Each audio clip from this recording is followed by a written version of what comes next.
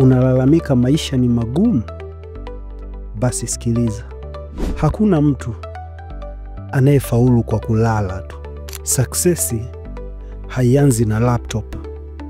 Inaanza na jasho na maamuzi magumu kila ukiamka. Hawa vijana wa mtaani hawana mitaji mikubwa, lakini kila siku wanaamka kutafuta.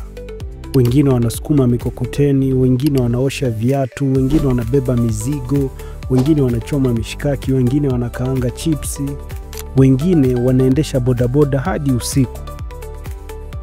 Ikiwa una afya, akili na muda, una mtaji mkubwa kuliko unavyodhani. Lakini swali ni, unautumiaje? Usidharau hustle ya leo.